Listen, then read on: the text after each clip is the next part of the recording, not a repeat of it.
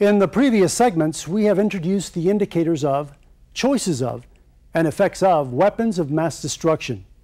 In the following segment, we will consider a scenario of an event which has occurred and what you could and should do. Your first action is to call for assistance. Secondly, as hard as it may be, you need to keep yourself from becoming a victim of the incident. How can you help people if you are unconscious?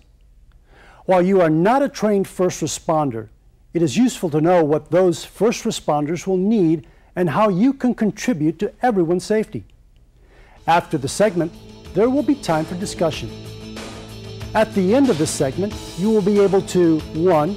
Describe whom you would notify in the case of a weapons of mass destruction incident. 2. Isolate or evacuate persons. And 3. Be able to know how to protect yourself so you don't become a victim.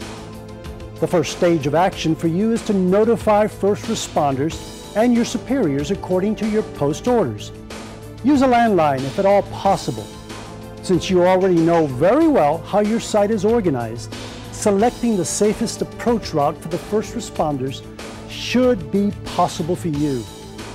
Your first priority is life, your own and everyone else's. Incident management means preventing a problem from becoming even more serious.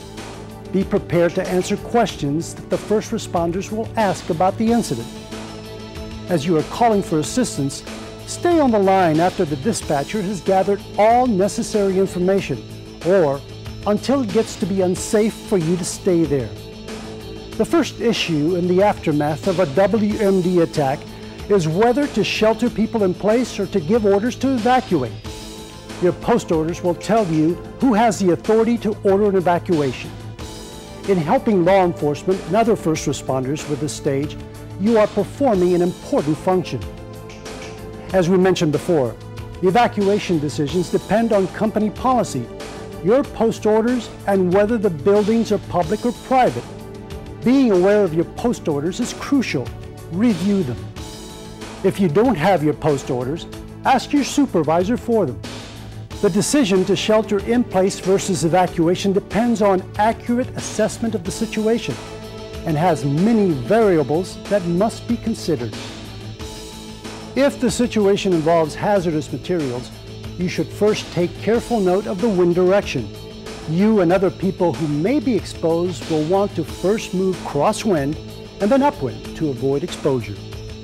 In the case of an incident involving weapons of mass destruction, expect mass hysteria. The more order and calm reassurance you can provide, the better. Help as much as you can. Consider the possibility of secondary devices and try not to move anything. Stay alert about possible suspicious activity and articles that don't belong. Focus on protecting evidence as well as victims. You cannot help others if you are unable to function, so your self-protection is essential. Do not become a victim. Do not rush in. Assess the situation and keep your distance. Try to determine the wind direction. Do your best to avoid contaminated areas. Consider the 3 main concepts in protective measures: time, distance, and shielding. Time means to subject people for as short a time as possible to the hazard. Time is of the essence to save lives.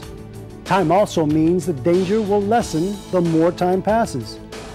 Distance means avoiding contact with a contaminant. And shielding means using any protection you have available.